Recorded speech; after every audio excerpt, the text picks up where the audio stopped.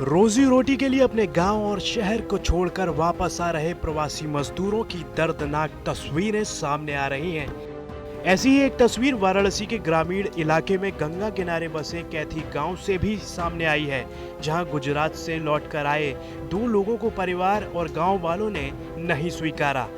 तब दो दोस्तों ने गंगा की गोद में ही नाव पर खुद का बसेरा बनाकर बोट में ही खुद को क्वारंटीन कर लिया। गुजरात के मेहसाणा से आए दो दोस्तों ने हालात के साथ समझौता कर लिया। लॉकडाउन में फंसे होने के दौरान लाख दुश्वारियों और मुश्किलों को झेलते हुए मेहसाणा से अपने गांव कैथी पहुंचे तो परिवार और गांव वालों ने गांव में एंट्री ही नहीं दी।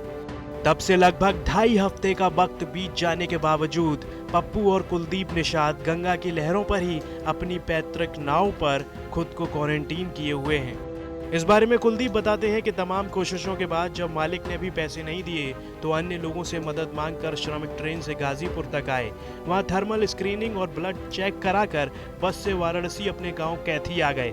इसके बाद मोहल्ले में बैग रखकर वापस नाव पर आ गए।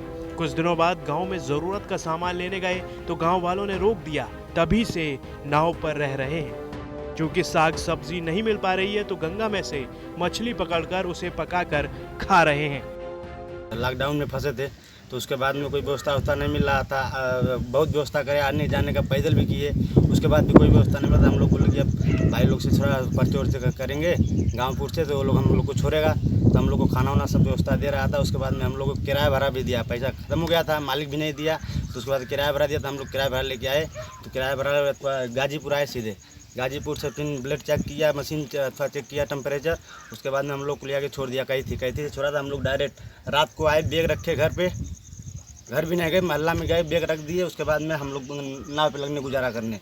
उसके बाद में गुजारा करते करते तो हम लोग गाँव में 2 दिन 3 दिन बाद थोड़ा सोचे कि जाएँ कुछ लाने जाने, थोड़ा सा राशन बताइए। तो लोग हम लोग को गाँव में नहीं जाने देते, तो छोट ले गए थे। तो उन लोग से हम लोग पैसा वैसा दे के कमाते थे, खाते थे, तो हम दे रहे थे। तो उसे हम लोग इसी पे गुजारा करते थे, जो हम लोग का काम था इसी पे सब। वहीं कुलदीप के साथ गांव लौटे पप्पू निषाद तो और ज्यादा मुश्किल में हैं। पहली बार बाहर कमाने 3 माह पहले मेहसाणा गए थे, लेकिन कुछ दिनों बाद ही लॉकडाउन लग गया। मेहसाणा में वे भी गन्ने की मशीन चलाया करते थे। किसी तरह अपने गांव तक आए तो गांव में घुसने तक नहीं दिया।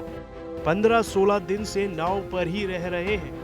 कभी कभी कुलदीप के घर से मदद मिल गई तो ठीक, नहीं तो मछली मारकर अन्य मल्लाह साथी दे देते हैं तो वही खा लेते हैं। कि घर से थोड़ा बहुत इनके घर से लेके आ जाते थे, लोग दे देते थे, नहीं तो भाई लोग हैं उनसे अपना मांग के अपना काम चलाते थे। और ये मल्लाह लोग मच्छी मारते हैं, 2-4 मच्छी मार के अपना मांग लेते हैं, अपना वही बनाते खाते हैं। वाराणसी से रोशन जायसवाल की रिपोर्ट।